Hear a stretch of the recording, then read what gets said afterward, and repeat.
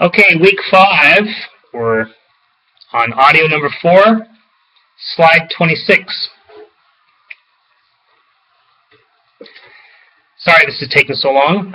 It's just too many repeat errors and disconnects with YouTube. I'll stop complaining about that.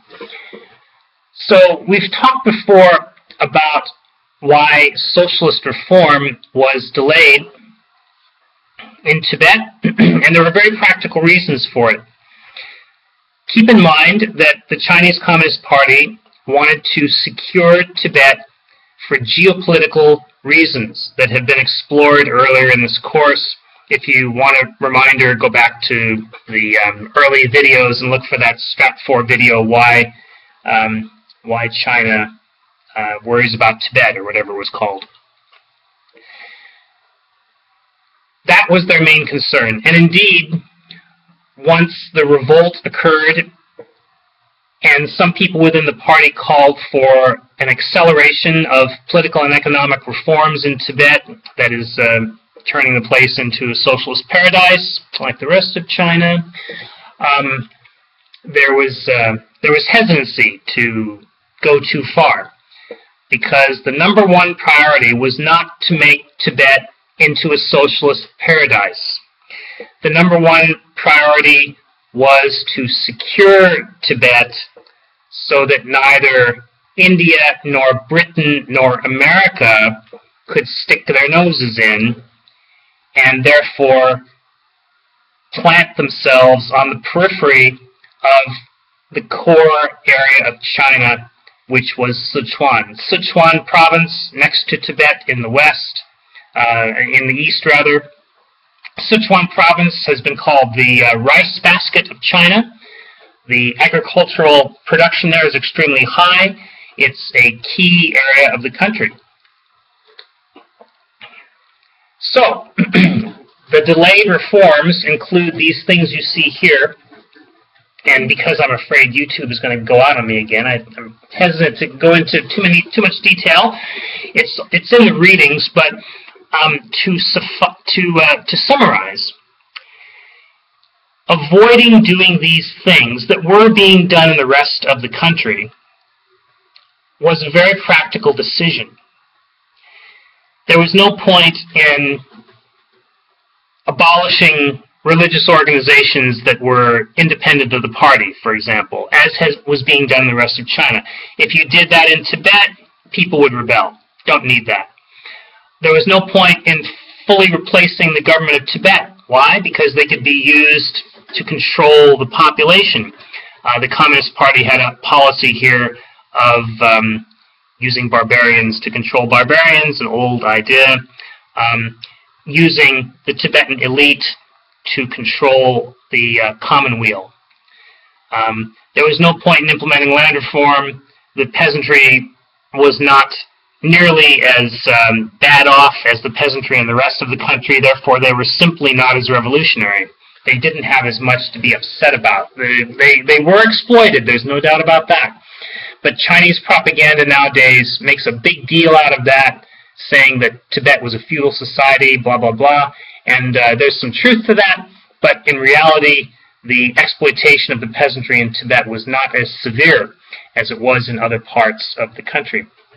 Also, it would be stupid to have stopped trade with India because the roads leading into Tibet from China were not adequate to maintain sufficient logistical links between Tibet and China in order to replace the trade that had been going on for a long time between Tibet and India. So Tibet couldn't be economically isolated from the outside world like the rest of China was economically isolated from the outside world. However, in 1958 and 59, high-capacity roads were completed. That meant more PLA boots on the ground. That meant that it was possible, if need be, to bring in a lot of troops to put down a rebellion. One reason why the CCP went easy on reforms was to avoid that sort of problem before 1959, because had there been a full-scale revolt, let's say in 1953, it might have been a different picture than it was right after they finished those high-capacity roads into Tibet. Let's go on to slide 27. Just to remind you of what was going on, I've put this slide here. You can stop and read it again if you want.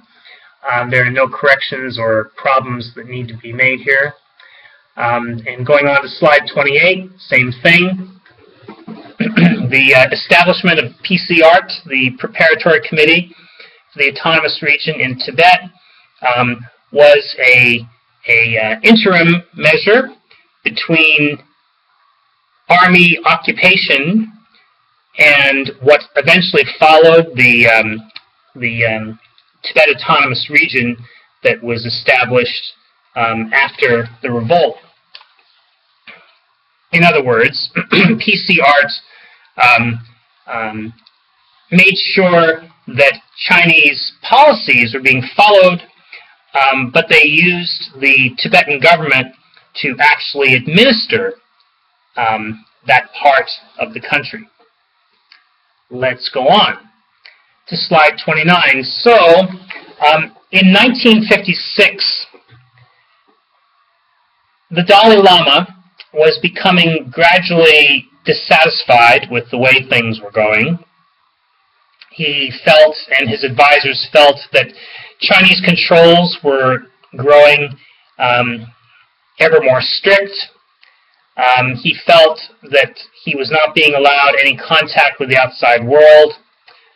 He felt that the Chinese were using their very well carried out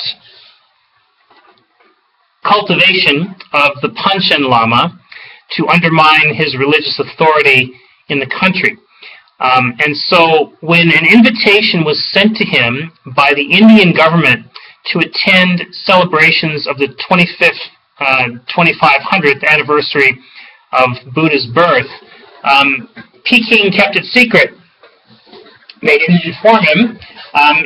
The invitation ended up coming through someone in, I think it was Nepal.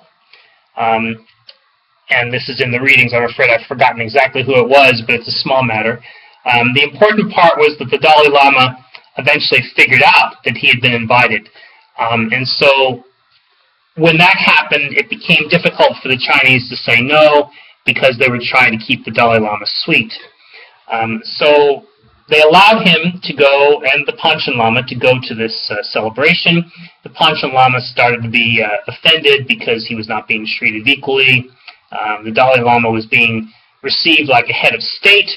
And here, it's interesting to note that this was, I think, the beginning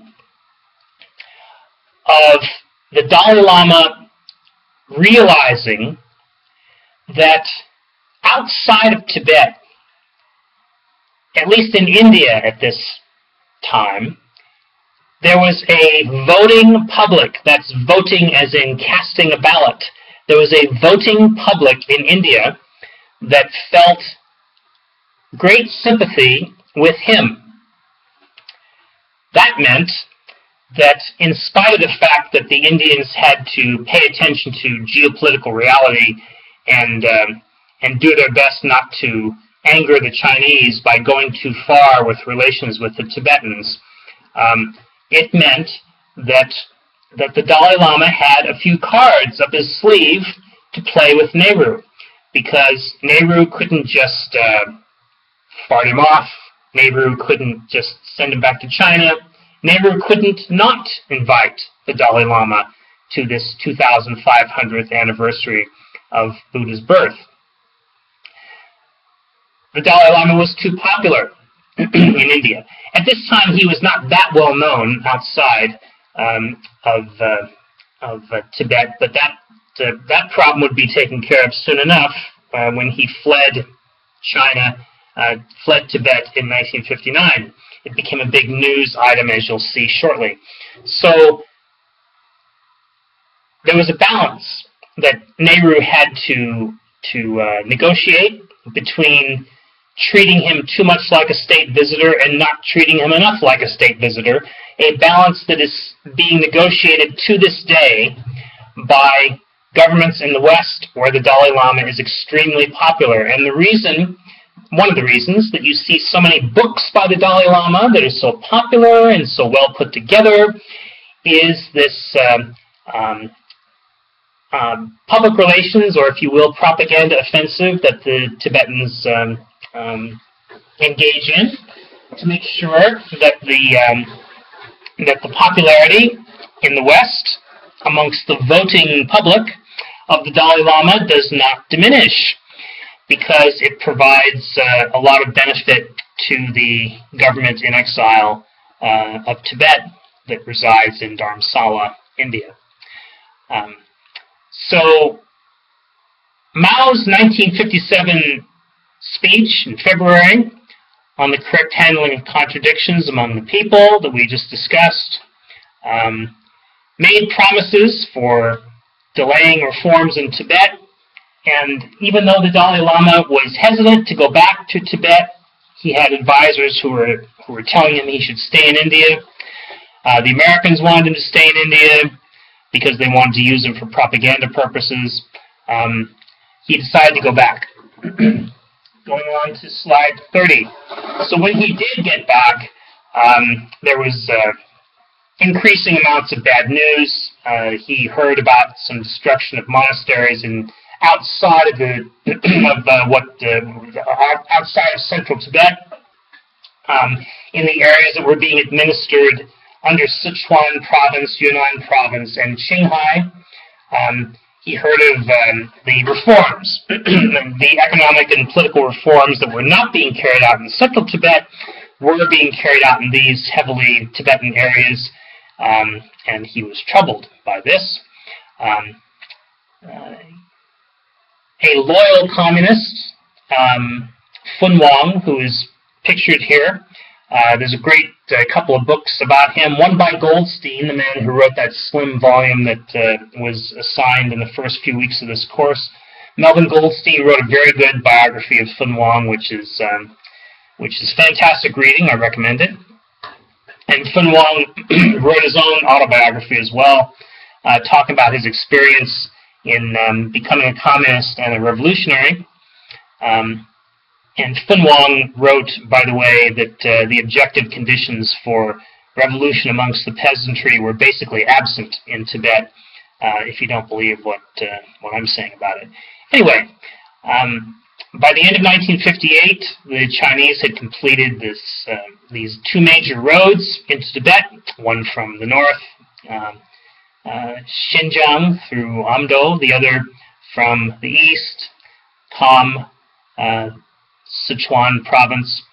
And this meant that the importance of the Tibetan government was becoming less and less.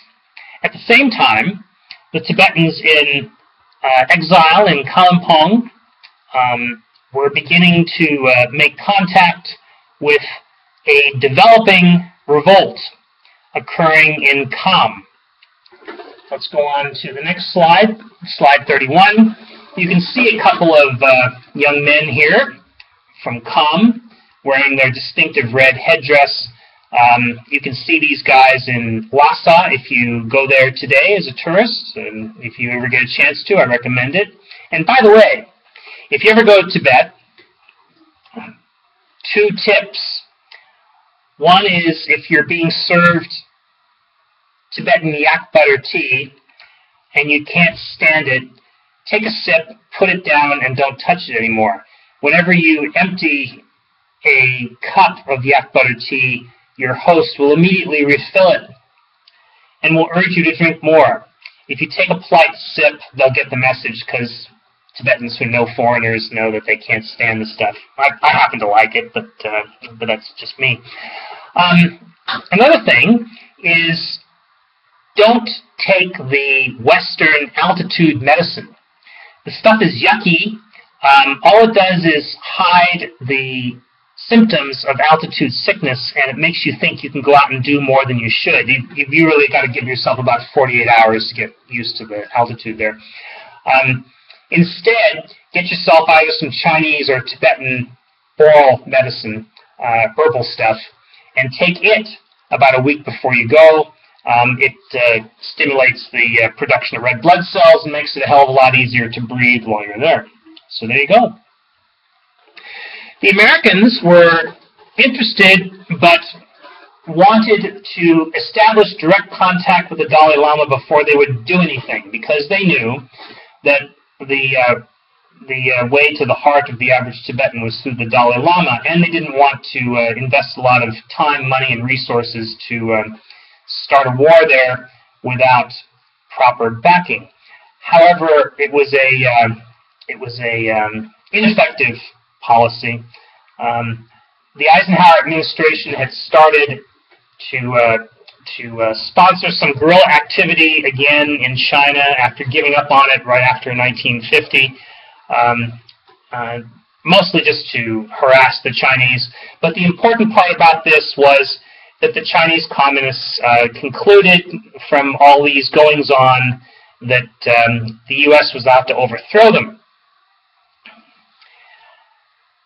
So I believe he was the older brother, Thubten Norbu, was in India already, was already in contact with CIA, and was trying to get them to establish a clandestine network. The Americans decided about this time to begin training people, and eventually in 1958, when things started to get hot in Kham, where the Khampas come from, in Sichuan province, in today's China, the CIA began to make airdrops into Tibet to supply these guerrillas. And what they did was they actually made flights from Taiwan. They would take off from Taiwan in these transports in the middle of the night. It was like a 5-hour flight, and so they would, one way from Taiwan to Tibet, they would fly in low over the coast. They'd hug the mountains, and etc. They would eventually make their way to these areas and make the airdrop, turn around, and skedaddle back to the Chinese coast as fast as their jet-propellered aircraft could carry them. It was pretty crazy stuff, but it's what they did. Later, they made flights from other places too in Southeast Asia.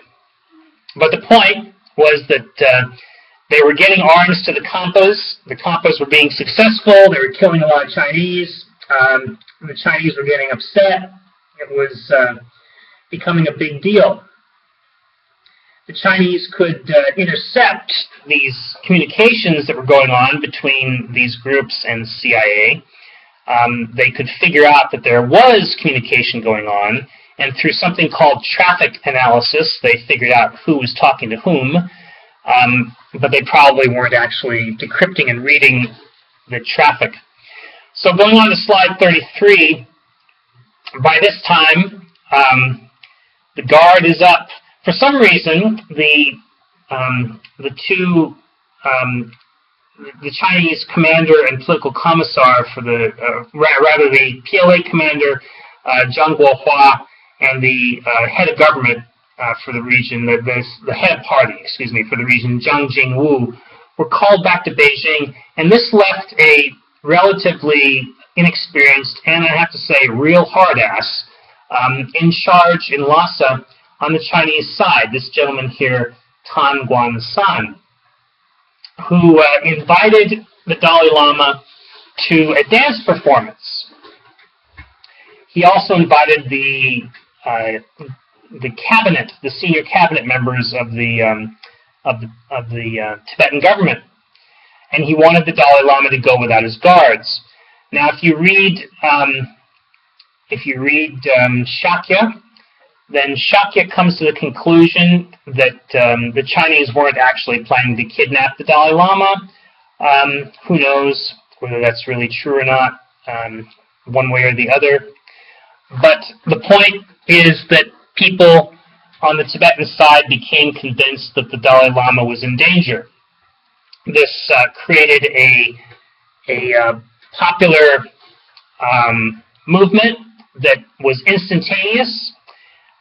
10,000 people, practically, the whole population of Lhasa came out and surrounded the Norbalinka, which is the summer palace of the Dalai Lama. It's on flat ground. It's not the big the Potala Palace that's on top of the hill that you see in all the photographs. The Norbalinka is an ordinary sort of. It's in a big park.